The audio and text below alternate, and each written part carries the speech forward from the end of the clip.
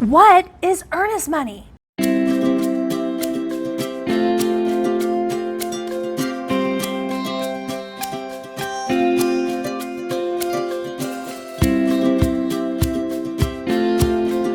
Hey House Hunters, Leah here, answering your questions about earnest money. Earnest money is your good faith deposit that you're committed to buying the seller's home. Now, it can also kind of be an insurance policy for the seller, as it is often written into the contract as liquidated damages should you decide to breach that contract. How much does my earnest money deposit need to be? 1 to 2% of the purchase price is a good guideline. Truthfully though, it can be any amount you want. Now, if you are on a zero down loan program or you're asking the seller to pay for your closing costs and your budget is really tight, well, you might not offer that much, and that's okay. Now, on the other hand, if you're already planning on making a down payment or you're planning on paying your own closing costs and you can afford a little bit higher earnest money, then you might want to consider paying more in earnest money to make your offer more competitive. Let's look at an example. So let's say that two different offers come in at the same time and they're the same purchase price and the same closing date, and we've vetted the buyer, we've vetted the lender, and we feel pretty confident that either of these two offers are going to close. But let's say that the first offer came in with $800 in earnest money and the second offer came in with $5,000 in earnest money. Put yourself in the seller's shoes and you decide. Which offer feels stronger to you? Which buyer feels more committed?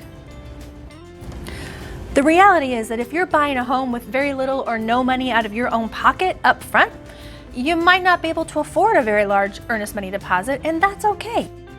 Does this mean that once I make an offer on a house and it's accepted, that I'm locked in forever?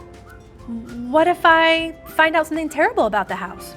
So when we write the contract, we're going to write in a number of contingencies to protect you as the buyer. There's your title contingency, there's your financing contingency, you probably have an inspection contingency, you might want to have a neighborhood review period. There's a number of these contingencies that are all put in place to give you time to do your due diligence. So you're not locked in. You have a number of places throughout the process where you as the buyer have the right to make the decision that this house is just not right for you. Let's say during the inspection, you find that the house has terrible black mold problem throughout the whole house. And let's also say that you're just really not interested in having the seller remedy this problem.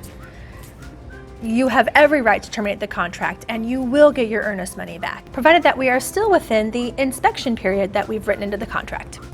Rules may vary from state to state and from brokerage to brokerage, but the way that we do things on our team is you don't owe that earnest money until you have a mutually accepted contract. You also don't write a check to me and you don't write a check to the seller. We write the contract so that you pay your earnest money directly to the closing agent designated for this transaction.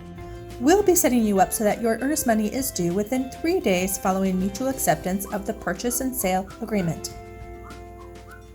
So if you found this video helpful, will you please hit that thumbs up button and like it so that other people know that the content is worth watching? And also don't forget to subscribe to my channel where I answer all of your real estate questions.